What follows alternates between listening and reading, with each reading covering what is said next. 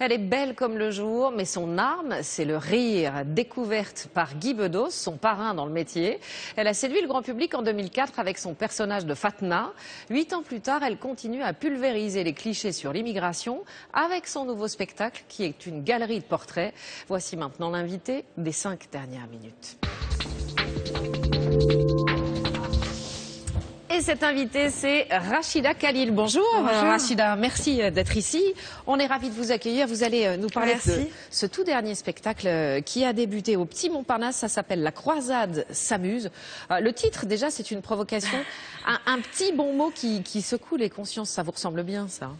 Oui, autant pas faire les choses à l'envers. Enfin, si, pour le coup, c'est les croisades à l'envers. Oui. Voilà. Alors, ce n'est pas ce spectacle, un one-man show. C'est pas une pièce de théâtre. Qu'est-ce que c'est que cet objet bizarre que vous avez fabriqué? C'est un objet hybride. Non, j'ai voulu rester, en fait, j'adore la dimension du cabaret. Et voilà, donc j'avais envie d'enrichir, que ce soit pas seulement que du stand-up, que ce soit glamour et qu'il y ait de l'humour. Donc on a fait du glumour. Du glumour. Racontez-nous ce qu'il y a sur scène. Il y a vous, bien sûr.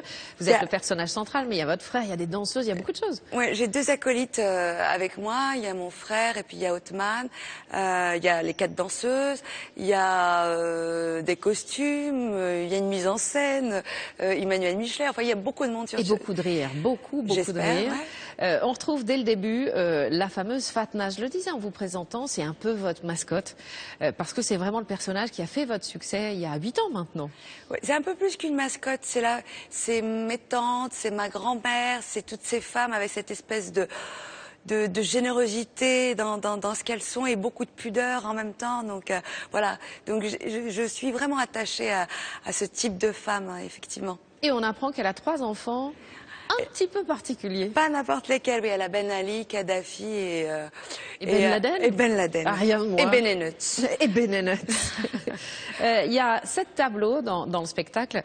On retrouve des personnages qu'on connaît tous, qu'on croise, hein, ou des stéréotypes d'ailleurs. Les racailles, le trader, le couple de beurre plus Auvergnat nature. J'ai envie qu'on regarde justement un extrait avec ce couple de beurre plus Auvergnat nature. On les écoute et on les regarde. Tu sais, sans verser dans le racisme ordinaire. Parce que c'est pas notre genre, hein. Hein, Mouloud? Ah non. Mais qu'est-ce qu'il y a comme arabe dans le quartier? À croire qu'ils se reproduisent non-stop. Ah non, mais vraiment. Ah, quand je pense à ces bambous, là. Toujours en train de rigoler. Toujours en train de danser. Avec leurs fesses bombées. Tu fais bien. On dirait qu'ils ont le cul monté sur orbite. Non mais franchement, hein. Tu connais un noir dépressif, toi? Ah non. Ah non, t'as raison. C'est limite indécent quand je vois le film.